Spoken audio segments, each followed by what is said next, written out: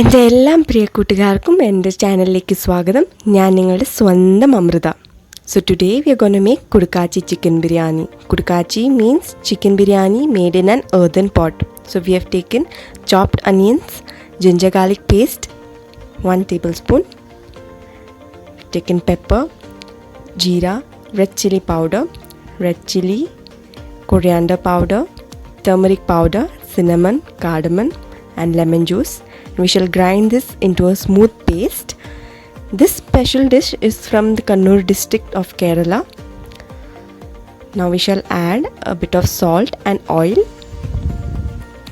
You can see the consistency of this masala. We shall apply it over the washed chicken pieces. Let's marinate it well and keep it aside for over 15 minutes.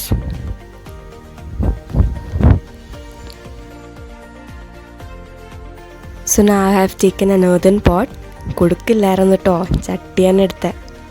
And I've added ghee, oil, sliced onions and a bit of salt. We shall roast the onions till golden brown. Cooking in an earthen pot gives you a great flavor. Now we shall add the marinated chicken pieces.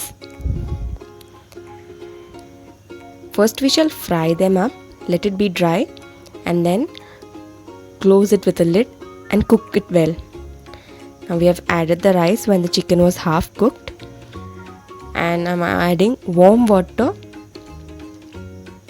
some curry leaves, salt and some bay leaves and cinnamon, and we are closing it. So after over 10 minutes our rice is cooked. I'm adding some pepper powder and sliced tomatoes over it.